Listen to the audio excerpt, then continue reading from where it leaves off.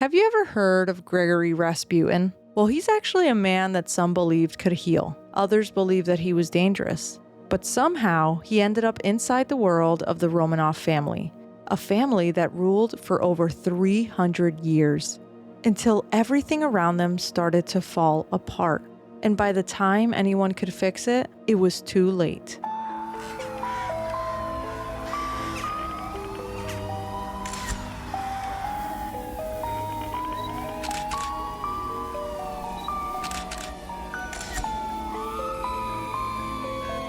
Welcome back to Macabre Mondays, where mystery beats the macabre with your favorite Deadly Mary duo. I'm Ale. And I'm Tom. Your guides through the strange, the sinister, and the spooky. I was going to say spoopy. No, I'm not. It's spooky, but it's cute. No. I mean, that is how you make a lot of spooky. Aw, you're sweet. Thanks. I appreciate that. Okay, Tom. I am so excited. I mean, you've been hyping this up this whole week, guys. I'm not even so joking. Excited to tell you this story. And my dad was here visiting with his wife. And the whole time... bending my arm or whatever it's called. The whole time the family was here, nobody was bending your arm. They were. But she would just keep teasing it and saying, I can't wait to tell you. I can't. But I can't tell you.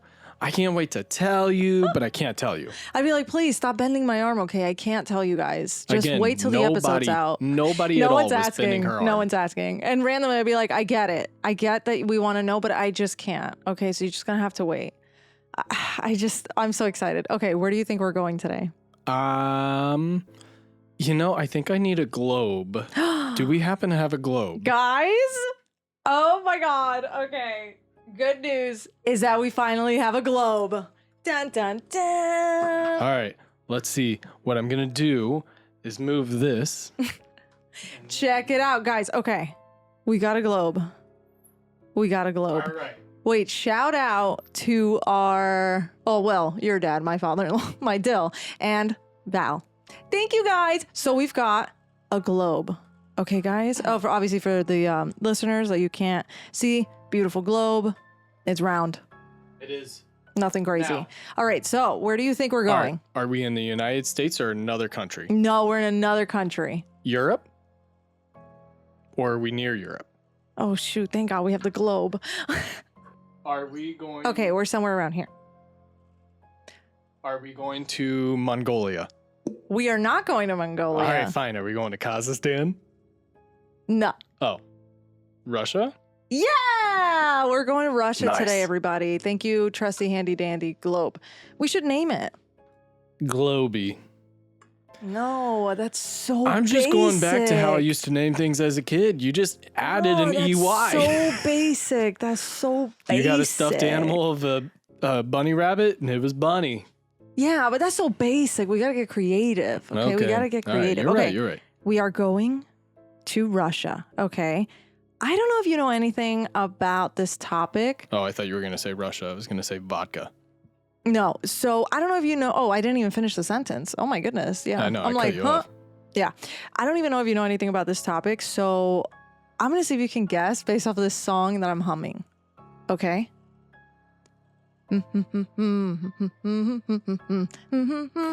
Strong. Okay, yeah. So the song. I can't think of the name of it, but yeah, that song. Yes. Okay.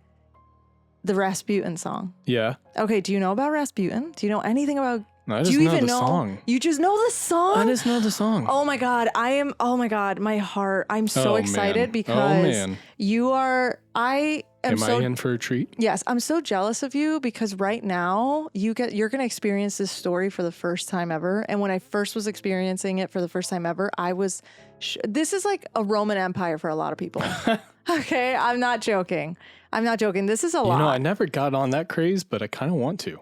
The Roman Empire craze or whatnot. Oh my God, oh my God, just wait till wait till we talk about this. Let's get into it. Let's go. It literally goes to a whole nother level. Okay. Now, Grigori Rasputin, okay, he's like this homeless man and that was a self-proclaimed like mystic or healer. Okay. Okay. So he called himself a holy man, I think is what no. Okay. He was like a holy man and he called himself, like a holy man. Yeah. A lot of people believe that he could heal the sick, but a lot of people also thought that he was rather dangerous. Okay. There's so much. But anyways, somehow I'm just so excited for you, but somehow he ends up finding his way into the inner circle of one of the most powerful imperial dynasties in Russia. In Russia, baby, the Romanov family. Have you ever heard of the Romanov family? I have. What do you know about them? If you know anything. I don't know a lot, but I want to say, could be completely wrong here. I want to say that one of the Call of Duty games actually talk about them because part of the game we actually take out a few of the family members. Oh my goodness. It was cool. What are you guys playing? It was Call of Duty. Yeah, but I guess I didn't know the storyline was that dark. I think it was one of the Black Ops games. Oh, okay, I'm going to have to look into that. That's interesting. That's actually very interesting. It could be very much so. And you'll see exactly why as we keep talking about the episode and about the this topic. Oh my God, it's insane. Well, the Romanov family is a dynasty that actually ruled Russia for over 300 years. Oh, then it's definitely the longest ruling family. Yeah. Yeah, is it definitely, you think? I'm almost positive. Did they rule past World War II? No. 1? Yes. Early 1900s? Yeah. Then yes, I think one of the Black Ops was actually part of it. Okay, we just Googled it. No. But different Romanov. There was a Romanov, but not okay, the yeah, same. but it's something else. Okay, so they are the family that ruled Russia for over 300 years until everything around them started to fall apart. And you'll see why, because there's a lot of series of decisions that were made at the time that end up leading their like downfall. Essentially, Okay. yes. And I'm going to give everybody a heads up already. This is going to be a two-parter.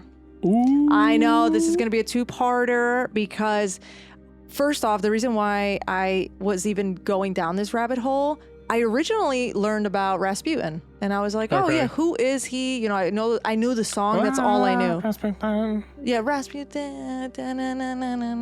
You know, they do it a lot like Mamma Mia nights and stuff. Yeah, literally. They do it a lot in the Mamma Mia nights and stuff. But when I learned about him, I was like, yeah, who is he? And there's a lot of strange and mysterious things around him, but the story is just, let's get into it, okay? Because to understand how this all ends up happening, we've got to go back, baby. We got to go way back. Let's do it. Time travel. Oh, the Romanovs weren't just this royal family, they were an imperial family. Okay, which meant that they ruled an entire empire. It wasn't just the country. Okay. Their rule began in 1613. And for over 300 years, they had absolute control over Russia. Which, okay, mind you, I also did not know a lot of info about Russia. I don't really know a lot of history over there. I know history over here. And I'm learning about a lot of it this year. So you don't know a lot of history there, though. I don't know a lot of history there. Time to world history. Oh my God, no, yeah, and it's insane. So the ruler in Russia was called the Tsar, Tsar, okay, which is basically just the Russia's version of an emperor. And whatever he said went. It did not matter. Okay. So the Tsar was surrounded by nobles, okay, because while I was also researching this stuff, there's a lot of words that I ended up learning.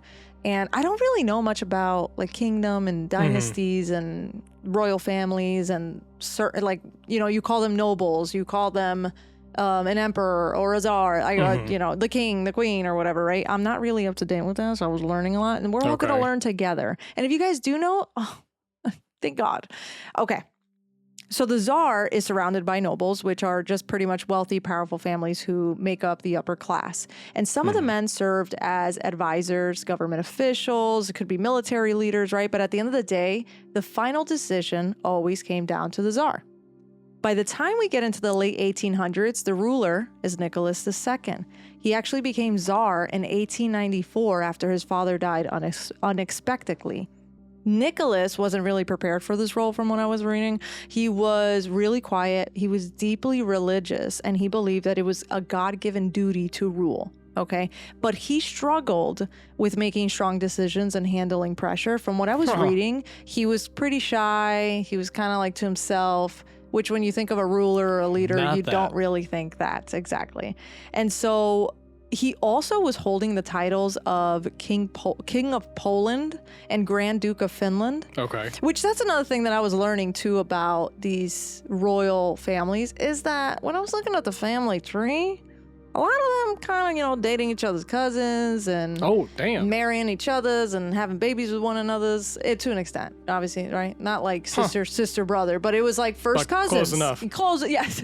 Too close for comfort, to be quite honest with you. But it was like their theory was just like keeping the bloodline strong, like pure, essentially, which is kind of insane because now we have so many studies that pretty much show you it's not that great. Yeah. Yeah, to do that. We know things. Exactly. So at the time, he was King of Poland and Grand Duke of Finland because from what I was reading, those are also regions that were part of the Russian Empire at the time. So a lot of power over there. But in reality, all of that power still pointed back to one thing, him being the Tsar of Russia. And Russia's huge, man. It is. Looking at the globe, now we got trusty handy dandy globe. I think this is going to be so beneficial. Yeah. It really adds to the podcast. So that same year that he ends up becoming Tsar of Russia, Nicholas II, okay, he married Alexandra Feodorovna. Figaro. So Alexandra was originally from Germany, and she converted to the Russian Orthodox when she married Nicholas. Mm-hmm. She was very private. She was also very deeply religious and spiritual, and she was extremely devoted to her family. But she was also seen as an outsider to the Russian people because at the time, tensions in Europe started growing, especially leading into the early 1900s. And eventually, that's when World War I ends up happening. So being German in Russia was kind of becoming a problem. I see. Yeah, that was kind of becoming a problem because at the same time, the Makes royal sense. Yeah, exactly. And at the same time, the royal family kept themselves very separate from the public, is what I saw. Like they weren't really interacting with the public. They were very private. Just keep to themselves. Yeah, but then that also looks terrible on you because people in Russia are suffering and they don't have what are you gonna say? I was gonna say it gives me Anna and Elsa. Yeah, essentially, from Frozen, where yeah. they were just like, we suffered a tragedy, doors closed, nobody knows anything about us. Yeah, like we don't talk to nobody else. Yeah, and with Nicholas and Alexandra already being so, I wouldn't say, well, I'm going to say shy, but they were very closed off into themselves. It also kind of looks snobby, hey, you're literally the Russia, you're the ruler, you're the Tsar. You're the and Russia. You don't even have, you are the Russia, and you don't have time for your people, like your citizens, or to help us, or to, like you said, kind of Anna and Elsa. That's interesting that you said that, because that's a good example, actually, yes. And so they kind of didn't really understand how difficult life had become for most of the citizens in Russia. So them doing that just added a lot of fuel to the fire because now your people aren't really that happy with you. And that's not good. No, that's we don't need that. Yeah, we don't need that. Okay, so Nicholas and Alexandra had 4 daughters first: Olga, Tatiana, Maria, and Anastasia. And for years, they were desperate for a son because only a male heir could secure the future of the dynasty. And then finally, in 1904, early 1900s, they had their son, Alexei Nikolaevich. Oh, that is such a Russian name. I know. I hope I pronounced that right because it just sounded nice. That's such a Russian name. Alexei Nikolaevich. I'm giving it a little tang, actually. I'm getting a little spicy, too. I'm like, Alexei Nikolaevich. Okay. But for context, by the time that Alexei was born in 1904, his 4 sisters were still pretty much children. Olga was 9, Tatiana was 7, Maria was 5, and Anastasia was 3. So, they having kids. Yeah. They having fun. They having kids. They having fun.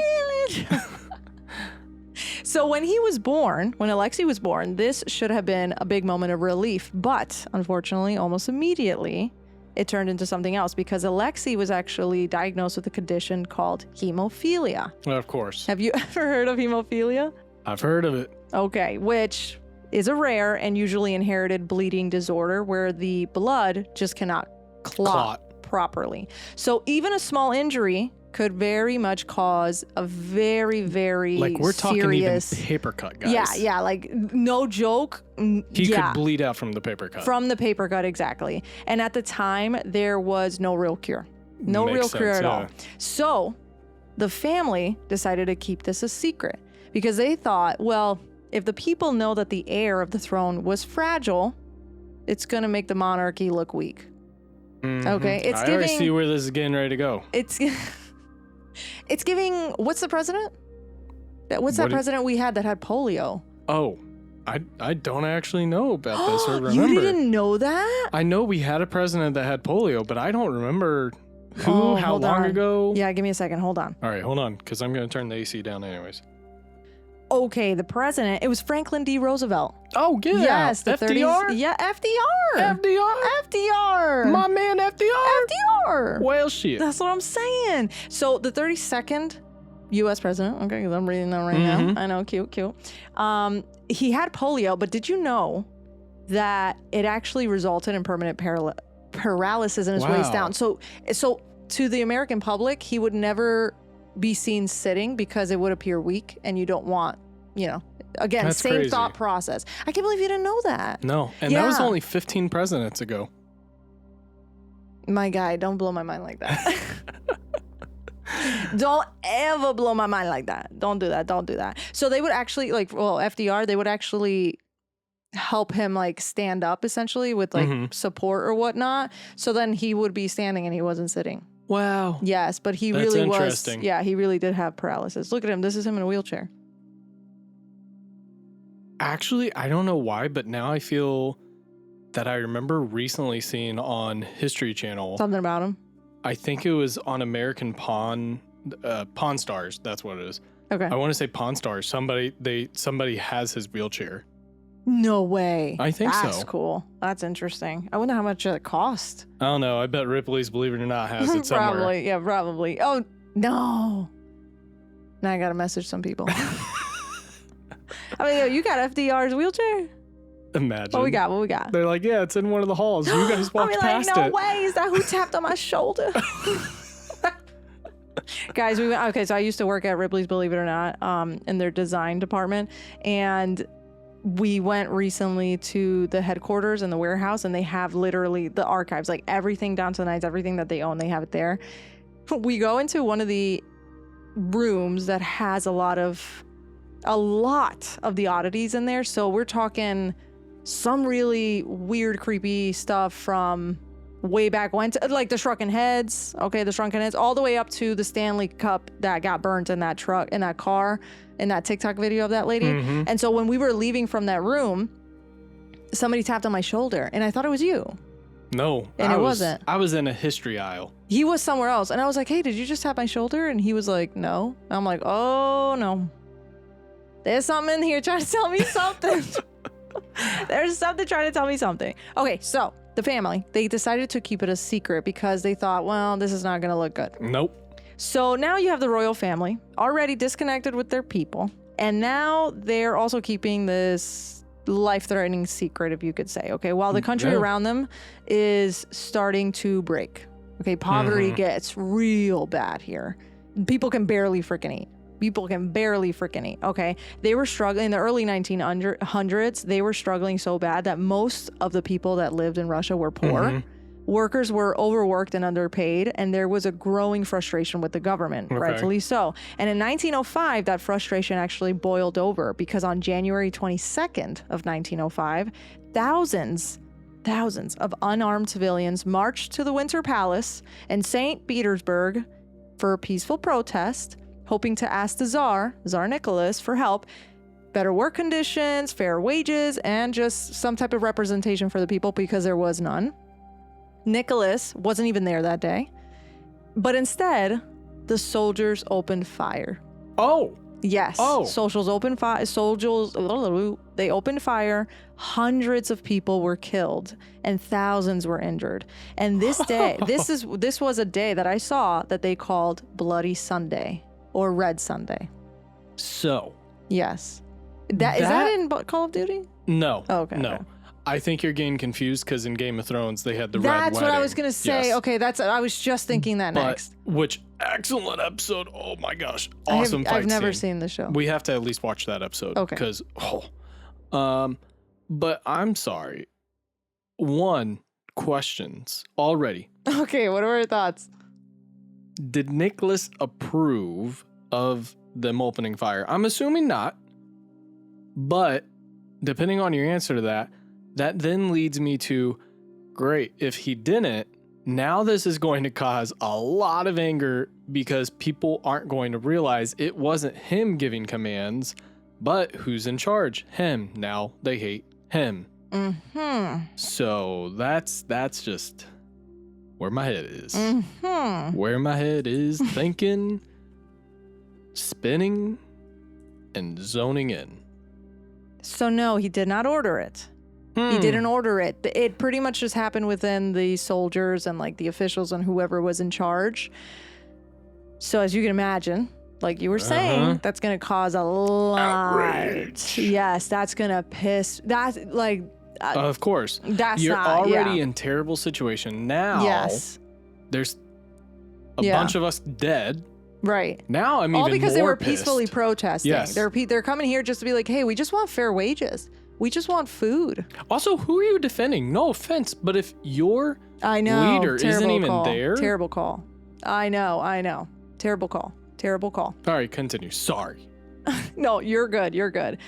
Because it literally ends up telling people that, the government, if the government's not going to listen to us, then what else do we got? What else should we do? Anarchy! Yeah, it pretty much planted a seed of distrust in them because, of course, it would definitely. So after Bloody Sunday, as you can imagine, Nicholas was forced to respond. Like, he can't stay quiet. He can't be like, oh, nothing, don't worry about it, yada, yada, whatever. He can't. My people, I am sorry for this terrible tragedy. Oh, that's a very good Russian accent. Thank you. Okay. Some Russian's going to listen to this and it's going to be like, terrible accent. So he agrees to create something called the Duma, which was Russia's first form of a parliament, an elected government body. Oh, yeah, an elected government. Wow. Okay. Form of body. These are cool. This is some good change. Right, exactly. Okay. And so on paper, he's pretty much giving the people a voice. He's like, yeah, because that's what they were also asking for. They're like, hey, listen, nobody's in that house representing us whatsoever. Yeah. You've got the czar and you've got the nobles, and those are all wealthy people who are working within the country. Let us have a say. Let us have voices there. Yes, exactly. But in reality, Nicholas is still holding most of the power. He's still the czar. Makes sense. So he could dismiss the Duma whatever he wanted.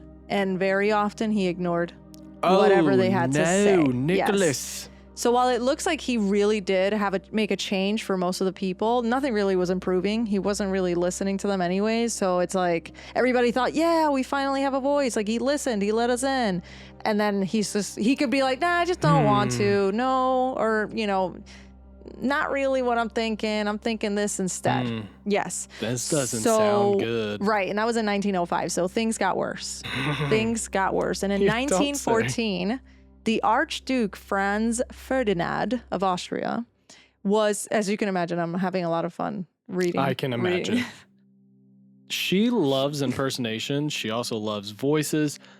I'm going to just say it right now. When she gets around my family, we're from the Midwest. We don't even have Southern accents. You don't. But she goes full Southern belle on us and just has the thickest little accent ever.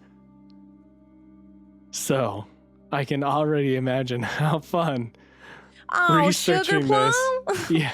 Why are you being like that with me?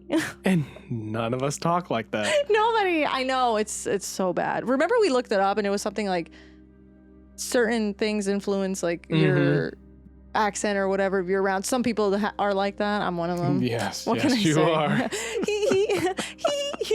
Okay, so in 1914, the Archduke Franz Ferdinand of Austria was assassinated, and it pretty much triggered what we all know as World War I. Oh, okay. Yeah, so World War I breaks out across Europe.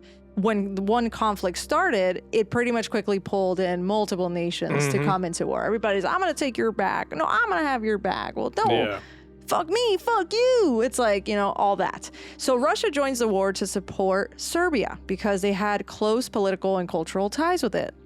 But the problem is that Russia wasn't ready. Russia was not ready. Their military was really large from what I was reading, but it was poorly equipped. Oh, no. Yes. And so the leadership decisions were also often very weak or unorganized. All I can imagine is All right, we got 500 people and 23 rifles. Just run at them. Get the bayonets. Oh, right. Okay, so that's a good point. But instead of 500, we're talking millions. Yeah. Yeah, millions of people. Like, that's right. No, but it's so true. Okay. And so, as you're already saying, the outcome is devastating because there was actually an estimated 1.7 million to 2.25 million Russian soldiers that died during World War I. Oh, my goodness. That's a lot. That's... Yes. Nicholas, my boy.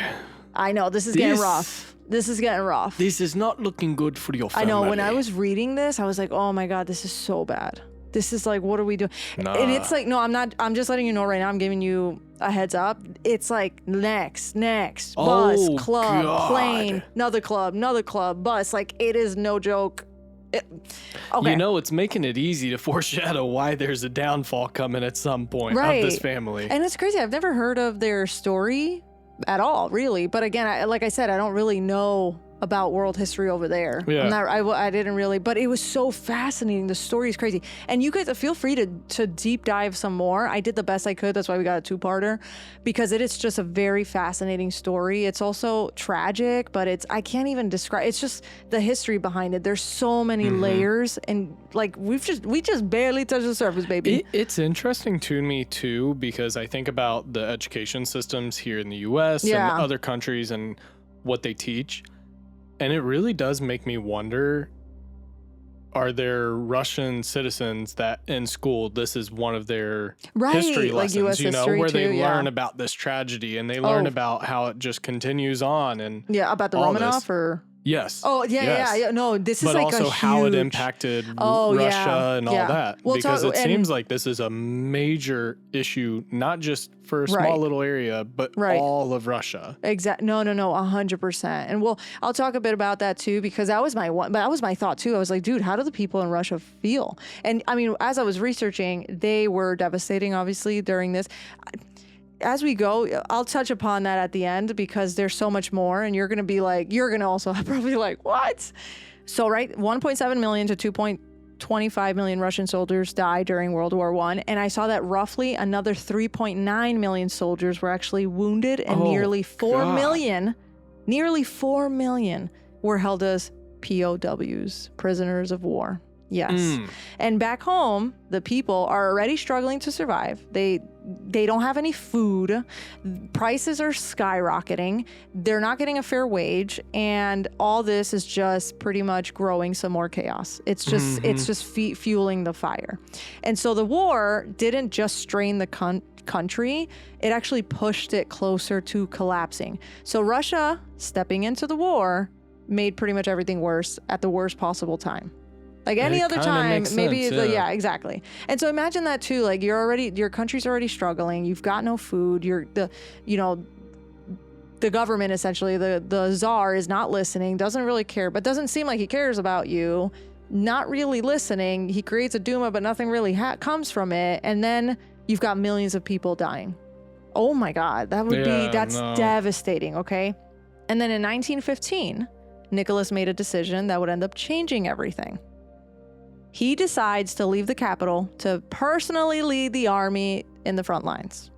Oh. He's going to go in and lead the army on the front lines, okay? Which meant... You're going to lead all the people that are not happy with you. Well, essentially, I know... which pretty much means, right? He's now leading the army. So who's leading the country? Oh, I didn't even think about that. Yeah, I know where you went, but then... Well, yeah, because, I mean, to be fair, I was thinking... Back in the day, our leaders, our presidents were the generals serving on the front line of the military. Oh, like way back way. Yeah. But I'm even talking some of the first few presidents. They all were on horses. They were in the war. Right. You know, George Washington's the only 5-star general. Like we had. Right. Our presidents were there, and they were still leading the country too. Correct. But now I see where you're kind of going. I mean, it seemed like he wasn't really leading the country to begin with. Right, like he was, but obviously like the decisions that he was making, it was like, you're not helping. You're not helping the country. Like you're not helping your people. Who? Yeah, who's running the country? Who's running the dang country? Okay. That responsibility actually falls onto Alexandra, his wife. Oh. Yes. Okay. She's already under intense amount of pressure because she's German. The people aren't really a big fan of her. They don't like her. Yeah, and then on top of that, and she's trying to raise a family. She's trying to raise her family, and her son is deathly ill. They don't know this. Honey, I know your plate's full. Let Yeah, me just I know, add but I'm one gonna more run. thing. Yes, exactly. Her son is deathly ill. The country's already kind of sketched about her. Nobody's able to eat. Nobody's being able to work. They just had that bloody Sunday 10 years ago. Like, Nicholas, oh my God, boy. it's growing. The What were Duma you is not really thinking? something that's working. Yes. And so in the middle of all that, she ends up turning to someone she believes she could trust. A man who at the time, the Romanovs, including Alexandra and some others believed, was sent by God. Okay. His name was Rasputin. Oh. Mm-hmm. Okay. Yeah, you see the connection Let's there? get going. You're like, keep the Full ball rolling. speed ahead. Keep the ball rolling. Keep the ball rolling. Okay. So years earlier, Alexandra had been introduced to a man named Grigori Rasputin. Okay. He wasn't royalty. Like I told you, he was pretty much practically, I don't want to say homeless, but he was a roamer. He was Okay. homeless. He was homeless. I'm going to just say it. Okay. From what I was seeing, he wasn't formally educated, and he definitely wasn't what you would expect to see inside a royal palace. Now, go ahead and look at your slides. Okay, yeah, so that's the Romanov family. I thought you had passed that. No, I try to be cautious how far I go. I appreciate that, yes. So that's the Romanov family. Guys, also, that's another thing. There is so many photos. There is so many photos. I'm going to put as many photos as I can online. Wow, that is a beautiful wedding. Yeah, so as you can see, we're talking royalty. Like, we're talking money. We're talking gold plated, gold lace, gold chalice, gold everything. It's so funny to see old photos because either the exposure is perfect or the exposure just like whites out everything behind them to where it looks like a bomb just went off behind them. Right? I know. So, wait, yeah. Okay, so you see Bloody Sunday. Yep. Oh, wow. So it really just puts it into perspective because this wasn't any little, now that's Rasputin. Oh, God. I know. Oh, God. He looks like there was a movie and there was a tall, scary Russian man. And I can't remember what it is. And he had a hammer. You're scratching my brain. And okay. remember, he was the guy that if you messed up, he would come and just destroy you. And he looks like that. Are you talking about Silent Hill? No, that's not. It was like Hammerhead. No, I can't remember, but he was terrifying. I mean, he looks terrifying. He just doesn't look like someone you would expect to see inside of a royal palace. Yes. And look at the next photo because there's a photo that they did with him oh, God. It just looks, guys, for those of you who can't see or haven't seen yet. And they trusted this guy? He was a holy man. Holy man, my ass. He looks spooky. The devil is in this man. Yeah. The demon is in this man. Take the demon out of this man. You can easily pick. I'm sorry, that photo right there, you can pick out exactly who he is. Right. Quick. Right. Look at the next one. Oh my goodness. And then stop gracious. there. Yes, he looks spooky, guys. I'm not gonna lie. Like I'm not even trying to be mean. He just looks spooky as hell. Rasputin was born in 1869 in a small Siberian village. He came from a poor family, which was from what I would read. This is everything I was reading was speaking in these terms. So it was like, instead of calling them poor, it'd be like peasants. I'm like, oh my God, it's so mean. They're poor. They had 0 shillings yeah, literally, to their they've name. got no money whatsoever. Everything was like that. Like they're like servants and peasants, and I'm like, you mean the staff? And they're just poor. But again, that's just how they described. That's like literally how they spoke back then. So I thought that was just kind of funny on the side note because everything I would read, I'm like, peasants. Oh my goodness, he was poor. Okay, we get it. We get it. No wonder he looked the way he did. Everyone called him a peasant. Exactly. So in his early 20s, okay, he went through what he described as a religious awakening. He himself went through this awakening. He at the time had three wives, sorry. He had a wife and 3 kids. And by this time he decides, you know what? I'm going to leave him at home. I'm going to go roam. I'm going to go discover myself a little bit. Mm-hmm. Okay? he became what was known as a holy man. And I'm going to use quotes and unquotes and yes, that. Because he was not a priest or a monk. So he definitely was not any of those. And they didn't classify him as those, but he was more like a spiritual figure. Okay, some people just believe that he had a special connection to God, which also kind of gives me he also is kind of giving the vibe of a cult leader. I mean, the look and everything is the cult leader. Yeah, he's not helping the situation. Okay, and he pretty much builds this reputation for being able to heal or at least calm people. Okay. And so just as quickly as that reputation spreads, so did a lot of rumors. Okay. But I don't know if they were rumors. I don't think they were, to be quite honest with you, because a lot of people said that he was a heavy drinker. He would sleep around with all these women. He would party all the time. Not to be mean, but as a holy man. Well, I was going to say, I feel like the demographic or the stereotype, that's what it is. Okay. Of Russians is that they're heavy drinkers. Okay. Oh, actually, no, you're right. Yeah, because every time I've always seen in the movies or the shows. Yeah, well, yeah, they like, I don't know if they like their vodka. I'm going to assume that. But yeah, pretty much, right? But he's also a holy man. So it's kind of like he turned water into vodka. I love your impersonation of this Russian accent version of you. But he's this holy man. Like, you're preaching, like, imagine your priest that you go to every Sunday is drinking it up, partying. You hear that he's doing pretty much everything that he is saying that he is learning. It's a contradiction. He's like a walking contradiction, really. So, but a lot of people saw him as very reckless and dangerous, not really spirited or gifted, because he had a lot of unpredictable behavior. You're like, I could tell with how he looks. He's scaring me. Yeah, no joke. When I was researching him and I saw his photo, and I'm also putting the slides together for you so you can check them out. I was like, okay, let me switch the slide because you're staring at me too long. Honestly, the photo, when you look at it, it feels like he's staring into you. The depths of your soul. Yes, and it's kind of spooky, okay? So around 1903 to 1905, okay, we moved back. We last left off in 1915.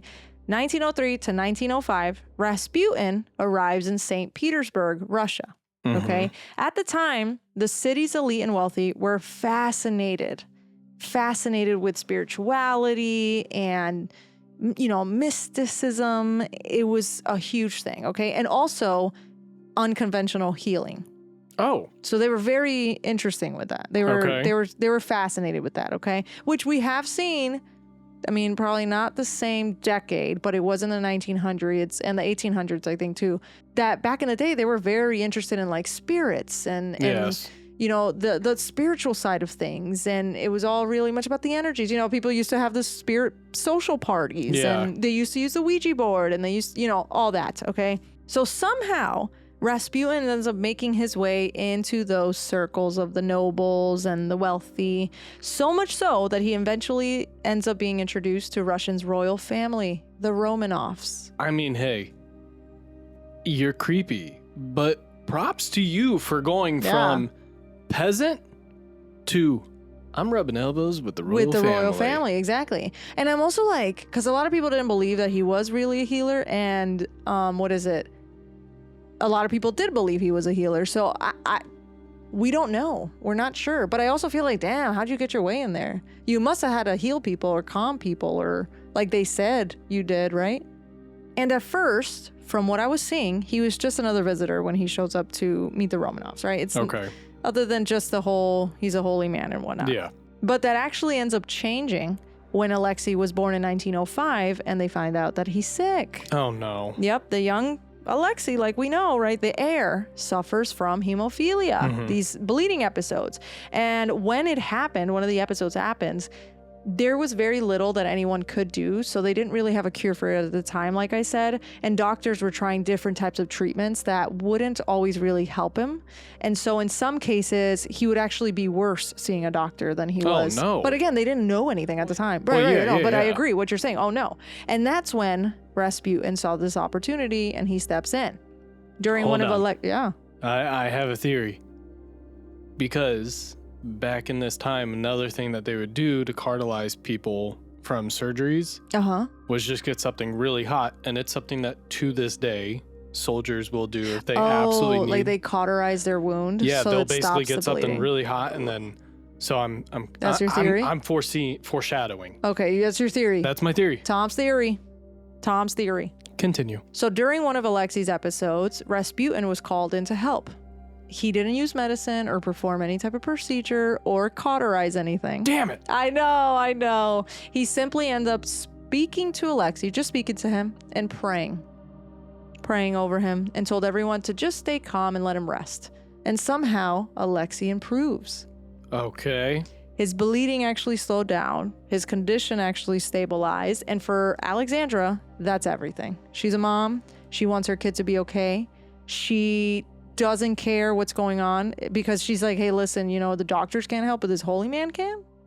So we're not going to go ahead and talk about the elephant in the room that What's the elephant by in the room? slowing the heart rate down and relaxing him, Okay. that could have allowed the blood to not flow as fast, allowing it to actually clot. Okay. I mean, that's true. That's just my That's thought. your theory? That's just my Tom's theory thoughts. on that. Tom's thoughts. Obviously, I know we didn't know a lot of stuff back Right, then, right. but Yeah. For sure. you slow the blood flow down, it's not pushing out as fast, so it kind of gives a little bit more time, hopefully, for blood to clot. Okay. That's just my theory. No, but it's true. It is true, right? Nowadays, historians actually believe that at the time, I'm wrong again. the doctors would actually give Alexei aspirin for the symptoms. And aspirin would actually... That's so bad. Yes, thins blood. Aspirin actually thins blood. So every time they would give him that, but they didn't know this at the time, but every time they would give him that, he would bleed more. So that's why he would be worse. I didn't know aspirin's been around that long. I know. No joke. I literally Googled that because that was my first question. Where the hell did I put it? You know what? Sometimes I'm like doing my research and I'm typing stuff down. I'm like, I'll remember that. I don't have to write it down. Here I am. Okay, aspirin. It says the invention date is August 10th of 1897. Oh, wow. So literally right before this. Yes. So this was in 1905. He was born in 1905. So 1897. 8 years. 8 years ago. Okay. Crazy. Thanks, babe. From 1905 to that time, right? From 1905. Right. No, 1897 to 1905. Yep. Yes. Okay. That's when aspirin was first invented. So they were giving him this, not knowing, but aspirin actually thins your blood, which is for someone who has hemophilia and he's going to bleed out with stay any away cut. from it. Yeah, you cannot be on that. Okay. So when Rasputin was pretty much praying and talking to him, he actually was telling everyone to stop all treatments just to let him rest. Leave him alone and let him rest. So don't give him anything. Don't do anything. Just let him rest. As you can imagine, he gets better. And it was all because no aspirin. No aspirin. And his heart rate was low. I'll give you it, baby. I'll give it to you because yes, I agree. Okay, I agree. So not really magic, right? But in 1905, it looked like magic. Okay. Rasputin had the power. Rasputin was a holy man. He's a holy man. He's a holy man. And with Alexandra and Nicholas, they're all desperate to just help Alexei. They're like, oh my God, to them, this was a miracle. I was going to say, at that point, too, I'm sure you're going to believe in anything that helps. Mm-hmm. It's true, You need faith. Exactly. And they were so deeply religious and spiritual that to them, they saw this as like an intervention from God. They were like, oh my God, no, this was... like God sent us Rasputin at the right time. Like he was just born and he had this issue and then he was able to actually help him more than doctors could. And from that moment on, Rasputin is now not just a visitor anymore. He becomes someone that they trust, especially Alexandra because she's mom, right? She really believed that he was sent by God to protect her son. And so slowly he ends up becoming something even more dangerous. A person that she's not going to question. Oh, no. Oh, no. At first, Rasputin's role in the royal family is pretty simple, as you can imagine. Just keep Alexei alive, right? Help him with whatever it is that you need to do. Pray, talk to him, do whatever you need to do to keep doing. But over time, that trust starts growing into something else, because by the early 1910s, Rasputin wasn't just visiting the palace anymore. He was a regular presence, okay? He is someone that Alexandra was turning to for every and anything that she needed, anything that she had a question about. It, like, so for example, okay, early 1910s, right? Remember 1915? Yeah. Nicholas is like, I'm off to go fight in the war. I'm going to leave Alexandra to run the country. Alexandra, instead of turning to her nobles or other people who are, they know, she turns to Rasputin. She asks Rasputin what she should do. And she's very religious. She's also very spiritual. So whatever Rasputin says, she thinks, oh my God, God, he is God's hand. Yeah. So I'm going to listen to what God says. I trust him. He saved my son. So soon, Rasputin, his influence starts to reach beyond the palace walls. Now we're not just talking Alexei. Now we're talking real decisions. It's not, I wouldn't think so. I agree. So he actually begins giving opinions on government decisions. He's recommending who should be appointed to positions of power and who should be removed.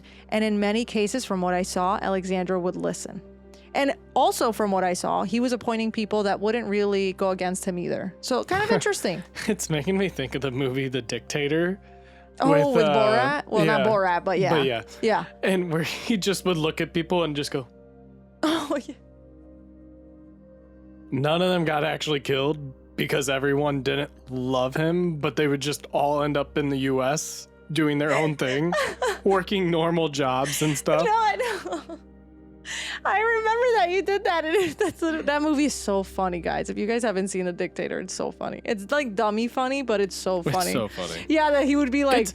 that's his name, Sacha Baron Cohen, something like that. Oh, yeah, something like that, Every single one of his movies is those stupid funny movies. Yes. If you need an easy but laugh, they're iconic. It's dumb comedy. Yeah. Oh my gosh. They're iconic because we all know Borat. A lot of people know Borat. Great success. He cannot afford a wife. Great success. Oh, he can't afford a wife. How is it? He cannot afford a clock radio. Oh, great success. Yeah, it's literally. So he's pretty much putting people in power that are not really going to disagree with him. Okay. And from the outside, people in Russia are so confused. They're like, what is going on? Now they're questioning the monarchy even more. Makes sense. More. Because they're like, now we've got this random holy man making decisions. And they're not. And the thing you got to think about it is that Alexandra and Nicholas, they're not saying anything to the people. So the people don't even know what's going on. No, it's all behind closed doors. They're keeping everything private. Okay. There are rumors everywhere that Rasputin just has too much control and that he was manipulating Alexandra. He was trying to influence the whole entire government from behind the scenes. Facts. And some believe that he was a traitor, but others also believe that he was trying to do that to work against Russia. Like he was pretty much infiltrating it for a reason, okay? And especially during the war, like Alexandra's literally listening to him. So it's kind of like he sees an opportunity to take it. Yeah. So, but we don't know what he's in charge intentions. without being in charge. In charge, right? And so like he's in charge without, literally having the title or anything. Yeah. And at the same time, the stories about his personal life kept spreading. So remember, he's this holy man, and he's a drinker, he's a partier, he's a sleeper, he's a swinging his dick around, a wada, okay? And the stories added more fuel to the fire because they're like, great, here we go. Because now in the eyes of the public, this isn't the spiritual advisor that we all thought that he was. He's just this random guy that just came off the street. And now he's influencing the most powerful family in the country. Also, that kind of at the time that also made the family look weak. Which is not good, right? That's not good because you don't want a weak... And I was going to say, their biggest concern is looking weak because they're the czars. They've got to make sure the country does, Every time you say czar, I think of what's his face? Oh, no, because that's what I was thinking. I was thinking of what's his face from Isaac. Huzzah! Oh, from Ghost. I love that show. That show is so good. Yes, huzzah. Yeah, so the czar. I know, I like the name of it.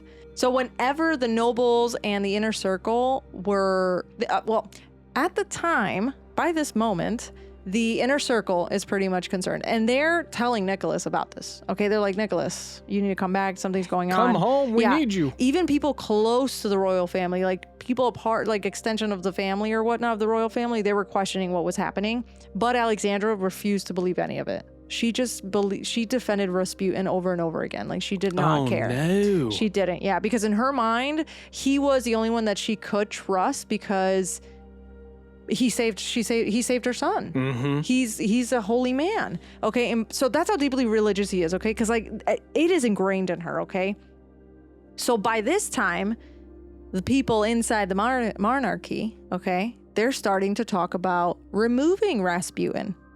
Okay. They're like, they're not listening. Nothing's going on. So we've got to remove him. Get him out. By the end of 1916, Russia is falling apart, okay? Oh, no, The not again. war is going badly, right? The government is unstable. Well, the monarchy is unstable. And there's no trust at all from the people in the royal family at all. And at the center of all of this, we have Rasputin, because now people are not just blaming the Tsar, they're also blaming him. And for a group of elite people, there's only one solution for some reason. Let's murder him. Yes. Yes, yes, yes. The plan begins to take shape in the late 1916s, around December 16th of 1916. Now, I saw different accounts, December 16, December 30, doesn't matter. It was December 1916. One of the main figures behind this plan was Felix Yusupov. Such a Russian name. Go next, baby. Wow. He is a wealthy prince that was connected to the Romanov family, and he was also worried about where the country was headed. He was another one that was very concerned. He was joined in on this plan by a small group of other nobles that included another royal family member, Grand Duke Dmitry Pavlovich, his cousin. I've heard of Pavlovich. A Sergei Sukhatin, which was a lifeguards officer.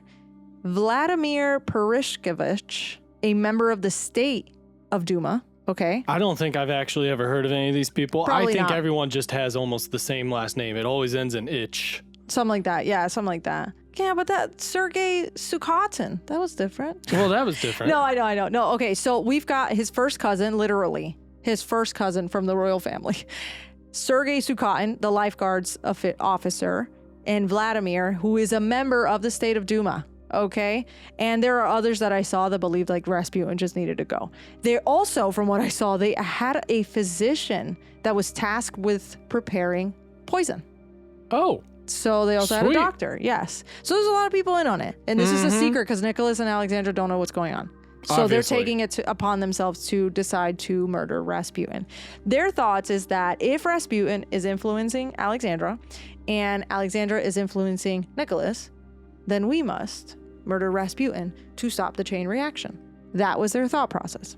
I mean, it unfortunately seems like that was always the go-to. Yes. Yeah, off with his head, literally. Yeah. No joke, exactly. Their plan was to invite Rasputin to lure him to, what's his name? Felix Yusupov, his palace in St. Petersburg to meet his wife, and once he was there, they would be able to kill him.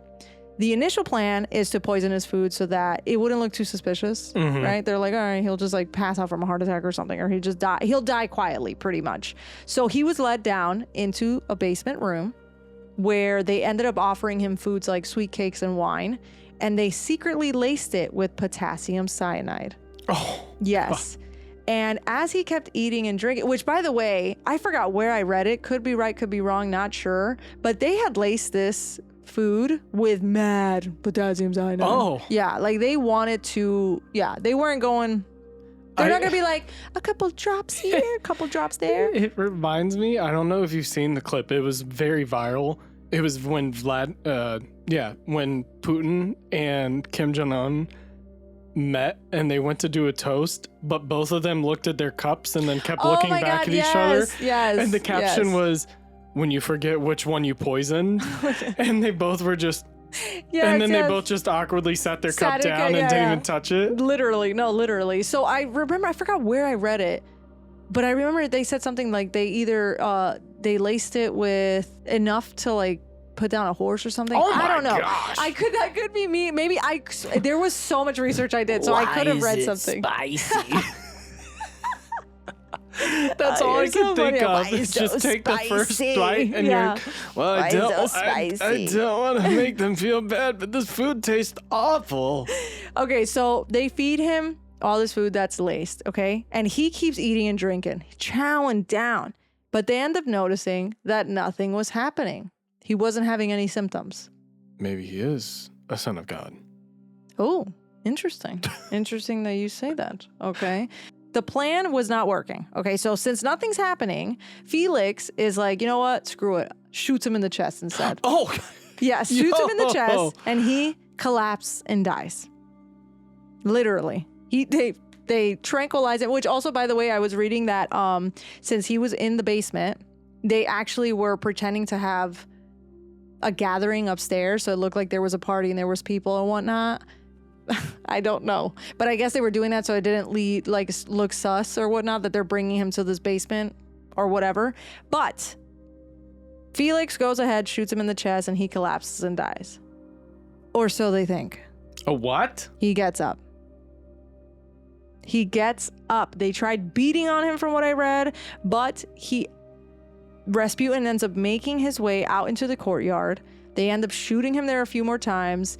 Some accounts say that he was stabbed. Some of them say he wasn't. But then they take his body, roll it up in a rug or whatever, and throw his body over a bridge into a river.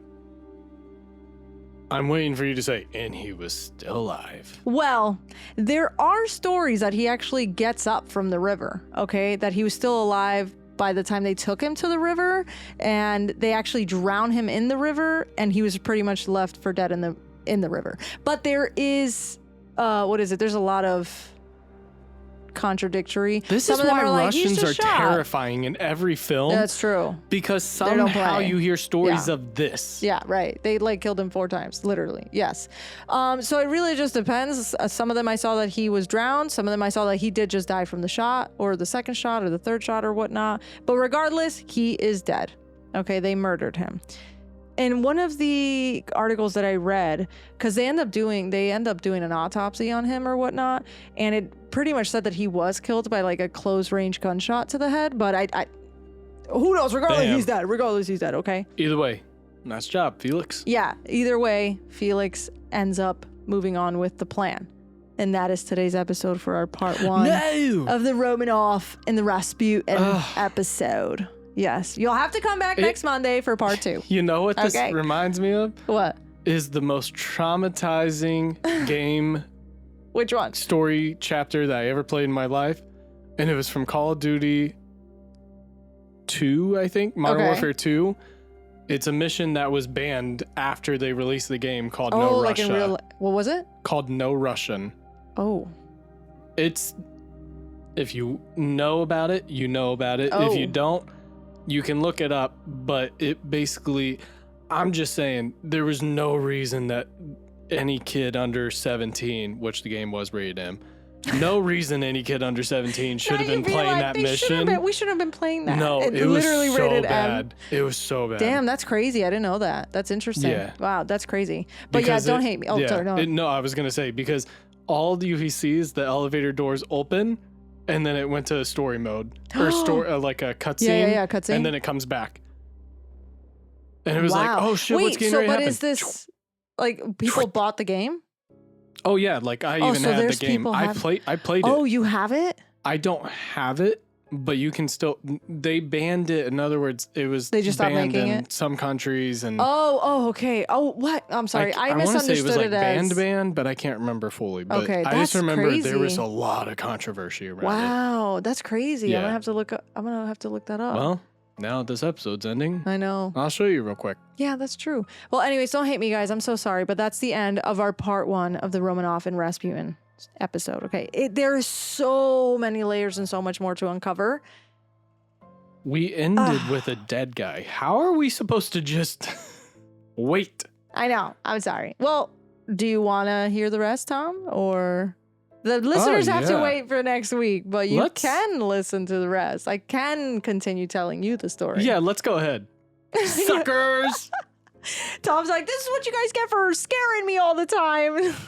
This is the very little control I get. Very nice. Thank you for joining us today on Macabre Mondays. Don't forget to subscribe so you don't miss a single episode. You can find us wherever you listen to podcasts. And if you know more about today's episode or caught a detail we might have missed, let us know. We love to learn.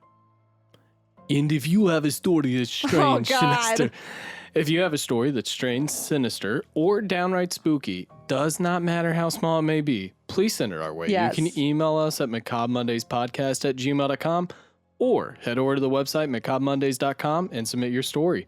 Yours just might be featured in an upcoming listener episode. Follow us on social media by searching Macabre Mondays for photos of today's episode, updates, and a little extra spooky fun. We'll see you next Monday for another sinister, strange, and spooky episode. Until then, stay spooky and stay safe, friends. Goodbye, my friends. Woo! I can't wait for you guys to hear the next episode. I hope you guys are enjoying it. Deuces. Bye.